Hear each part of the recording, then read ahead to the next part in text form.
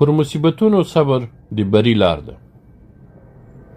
ما خفه کیږه او له صبر څخه کار اخله، ځکه چې صبر د خلاصون او نیکمرغي لار ده.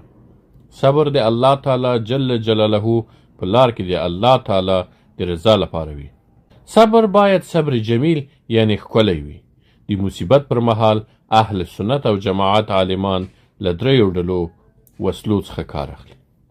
اول صبر، دوهم دعا، دریم د ښه ساعت تمه.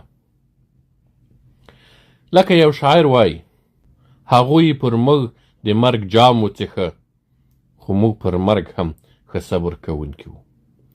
همدا شان په یو صحیح حدیث کې راغلی دی چې پر اذیت باندې له الله تعالی جل جلاله نه ډیر صبر کوونکی نسته، ځکه تاسې به اورېدلي او لیدلي وي چې خلک د الله تعالی جل جلاله په اړه وایي چې هغه ښځه او بچی لري، نعوذ بالله، او سره له دې چې الله تعالی له دغو شیانو پاک دی چې خلک یې ورپورې تړي، ځکه هغه الله تعالی احد او واحد ذات دی او یوازې همغه دوی ته روغتیا او روزي ورکوي.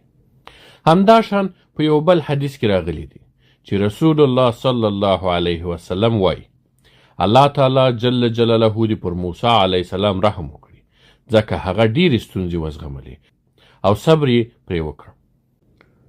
او همدا شان وایي، څوک چې له صبر نه کار اخلي، الله تعالی جل جلاله له داسې کس نه صبرناک جوړوي.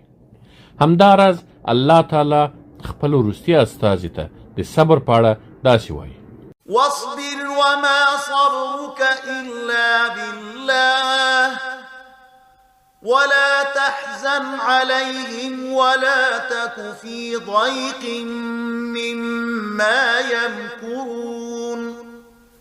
ژباړه: ای محمد صلی الله علیه وسلم، په حوصله کار کوه او ستا دغه زغم د الله تعالی په توفیق سره دی. د دوی په حرکتونو مه ځورېږه او مه د دوی پر دسیسو زړه تنګی کېږه. امرا فصبر جميل والله المستعان على ما تصفون. ژباړه: صبر به وکړم او په ښه شان به یې وکړم. کومه خبر چې تاسې غوټه کوئ، پر هغې له الله تعالی جل جلاله نه مرسته غوښتل کېدای شي. فاصبر صبرا جميلا. ژباړه: نو ای پیغمبره، صبر وکړه، غوره صبر. سلام علیکم بما صبرتم. ژباړه: او هغه ته به ووایي چې پر تاسې سلامتیا ده، څنګه چې تاسې په دنیا کې له صبر څخه کار واخیست. واصبر على ما اصابك. ژباړه: او هر مصیبت چې در باندې راسي پرې صبر وکړه.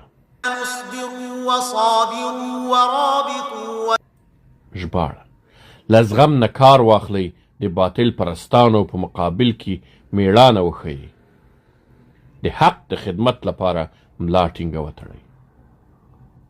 عمر رضی الله تعالی عنه وایي، موږ یوازې په صبر سره ښه ژوند ترلاسه کړ.